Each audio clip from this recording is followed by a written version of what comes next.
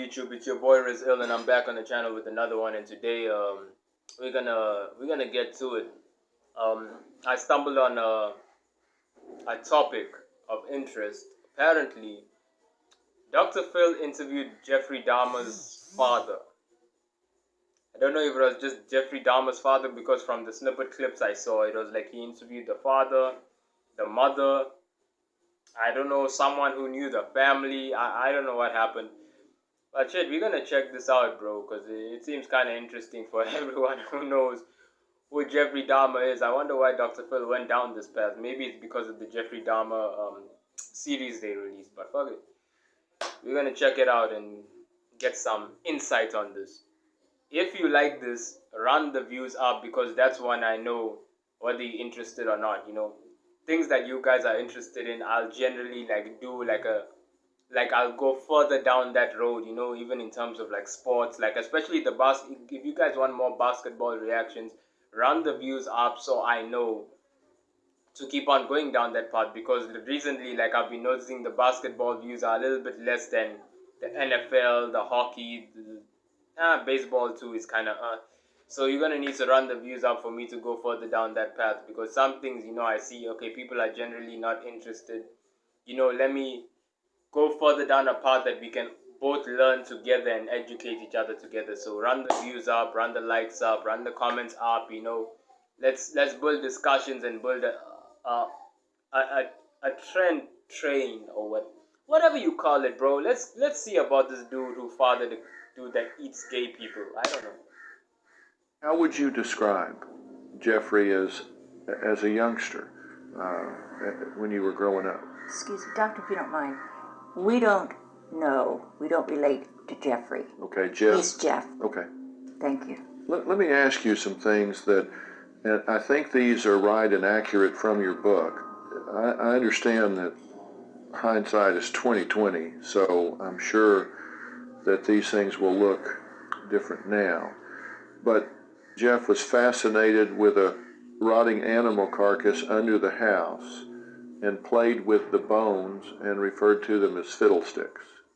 It was a terrible smell, so I went underneath and cleaned it out, the smell of the skunk, and cleaned out whatever else was under, cans and bones, and collected them all. And Jeff did seem to exhibit an interest in the way they clanked as he picked them up and put them back into the metal pail. He just laughed at it, the sound of it, and that was it. It was said that he had even impaled a dog's head on a stick. And this, again, is something you only learned about in the trial. The trial. I asked him about that, and he said that it was back in the woods, 2 neighbors away from us. I saw a picture of it. So he admitted that that was true. He said he found this dog. I don't know if it's really true, to be honest with you, but he told me that he found this dog that he decapitated and put on a stake. And do you believe... Wait. Because I even paused from eating to... Wait, how old was he when he did this shit? Wait. Because they're showing like kid videos and kid pictures of him. Like, how old was he when he started this shit? What kind of shit is this? Believe that there were warning signs that as a father you should have seen. If your kid is going around collecting dead animals, cutting them open and exploring them and that sort of thing, that how do you not know that? Well, as I said, it's a heavily wooded, very rough terrain, and there are a lot of hiding places. It was extremely secretive and devious. Tell me about the locked wooden box that you confronted him about. On several occasions, my mother had complained about seeing some pornography around. So when I made the visit to Milwaukee, I saw this box in the closet in his room. I said, I'm going to open it. And I started going down to the basement to get a tool to open up the box. And he kept complaining that he couldn't even have 1 foot square of his own property to do with what he wants. And I said, I'm going to open it anyway, find out what's in here. Because that's what I thought it was, something related to pornography. And in fact, he convinced me to just wait till tomorrow, Dad, he said.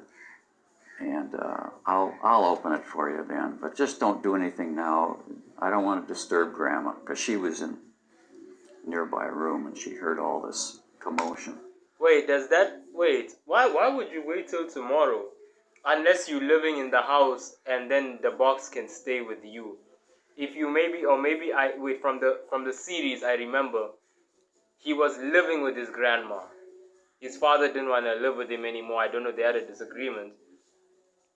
But then, like, the father used to visit and see how things are going.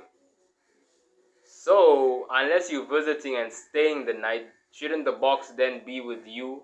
If he's saying, wait, I'll open it for you tomorrow. I don't want to wake grandma up, like, why are you waiting? My father would slap the shit out of me. My father would have slapped the shit out of me and broken that thing open. Shit, my father would have killed me. That I was going through with Jeff. And so I'm in a way I'm glad, but in a way I'm not glad that I didn't press it, because if I would have opened that box and found what was in there, I think I would have lost it. Then the next day he opened it and he said, see, this is what it was. And in fact, he had stuffed some pornographic magazines in there. But we now know the box contained a human head. Yes. Yeah. It would have stopped. And I said, well, what would you have done, Jeff, if I'd opened it? And he said something like, the jig would have been up. Just something non-emotional, non-committal. More lives would have been saved. How old was he when his mother left and took his brother? He just turned 18. What effect do you think it had when she left and took his brother but not him? Sherry and I came upon our house, and Jeff was there all alone. And Jeff looked like an abandoned animal. How would you describe it? Well, he was forlorn. Yeah. He stated later that he felt totally, it's the first time he felt so lonely. That's when he went out looking for someone to stay with him. He was so lonely. That was the He felt first murder. abandoned. We didn't know he was left alone. And he had already done this first murder. He apparently felt so alone that he picked up this hitchhiker. And when this hitchhiker wanted to leave, he wanted him to stay so badly, he hit him with a barbell. And I kind of think that it was more of an accident than an intentional, thought-out killing. Tell me, when you tried to deconstruct this in your mind and say, how in the world could this child that I laughed with, that I wrestled with, that used to run and jump on his grandmother and joy and excitement, how could he wind up to be this murderer, this serial killer? I thought that he, at some point in his age 12 to 14, when he was coming out of puberty, his sexual engine, so to speak, was in high drive, and he was touching the insides of these animals. That he just sort of got hardwired neuronally into connecting the sexual pleasure with this type of activity, entrails, insides of bodies. That's the way I thought about it after thinking about it for a while. At first, I couldn't fathom how he turned out to be this far down the continuum. I mean, we're all on a continuum.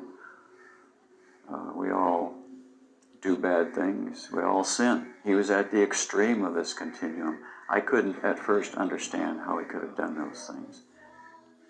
Did you ask him, did you say, Jeff, how in the world could you make this okay in your mind?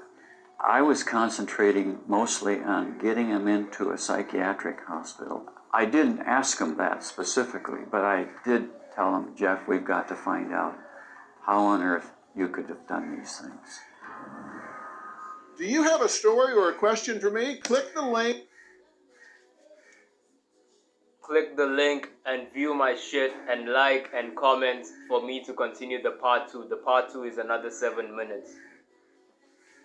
One, I'm looking at these pictures and I'm really like focusing on them to see like any sign of like a serial killer and like a person who's like mentally defective. Because if you see those old like videos that they're showing, it's like a normal energetic boy. He seems like me and my friends growing up, you know what I'm saying? But it's very weird how things can turn in terms of like the social dynamic. Because I'm like, ever since I watched the Jeffrey Dahmer series, right? I've constantly like reviewed myself and the trajectory of my life in terms of like whether the same thing could happen to me. Not that it's gonna happen to me. No! Hey bro, that's a dark path. Shit. Imagine going that far. Fuck. But like, I really like looked at like my trajectory and his and wondered like what in him just saw like the world rejecting him and just decided to accept it and then become like this bubble in which he just participated in his own fantasies and curiosities by himself without having friends to tell him, yo, this shit is kind of off, bro. Like, you know, without friends, you know, friends are such an integral part of your life in terms of your likes and dislikes. They even introduce you to stuff that you like in the future, you know. They don't just like discourage. Most of the time, friends introduce you to shit that's way more interesting. You know what I'm saying? So in my life, I remember as a young kid, it was harder for me to make friends. But that was when I moved to South Africa. In Kenya, I was like, you know, had kids around me. We were all Kenyan kids, so it's easy, you know.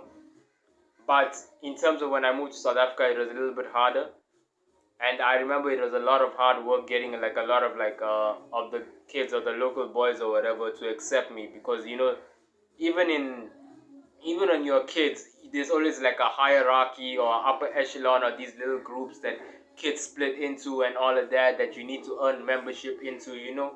It's the same as like adult life, bro. It's the same thing, and these kids don't even know what they're doing, but they just naturally move in a pack mentality. But I persevered. I even said in another video, I persevered and I ended up, and I had a lot of ups and downs. I think I only made like true real friends halfway through my high school career. It was always up and downs, you know. Friends, like some friends move away, some friends leave you, or they get tired of you, or they start, you know, avoiding you, you know what I'm saying, or they don't think you're worth anything. You know what I'm saying? So only halfway through my high school career, I started making genuine friends. Going into college, I started making genuine friends and all of that. But it was through like real perseverance, you know what I'm saying? And I'm just wondering like what happened if I wasn't like that, and then I experienced all of everything I experienced in terms of racism, in terms of like xenophobia, in terms of just general bullying here and there. And plus I was a short-tempered kid. You know, who knows what dark path a child like that could take. So when I look at this Jeffrey Dahmer thing, I'm like, shit, man. And on top of that, like, he had a father who was teaching him how to kill and maim and like stuff animals, from what I saw in the series. That is insane. My father discouraged everything violent. The only time he allowed me to do something that was remotely violent was take karate classes in 6th grade. And even then, it was only for like 1 year. I got into a street fight, you know, boys being boys. We fight. It's not that bad. And then he made me stop immediately. I couldn't watch Dragon Ball Z. I couldn't watch cartoons because, you know, he was a pastor and all. And like, you know, Christians and Christian parents and Christian pastors and all, they share all these things of, you know, these certain cartoons and animes, they have signs of the devil. The devil is this. When he watches this, the devil will jump out of the TV and possess your child. You know, so it was very much discouraged, as opposed to like Jeffrey Dahmer, where on top of like being secluded and having a mother that didn't really care about him to the extent that even my mother cares about me. Thank God for a mother like mine, you know. It really makes you think, because one minute you judging the dude and you're like, hey bro, that shit is, whoa. oh, but then when I truly thought of it, I was like, shit, imagine if my life took a turn here, there. Would I be different? I'm not trying to be creepy, guys. I'm just saying, like, I really thought about this. Would I be different? It's really something to think about, man. So I hope you guys run up the views on this. Maybe we can have a discussion. You can leave your comments about what you've thought about in terms of topics like this, etc., etc.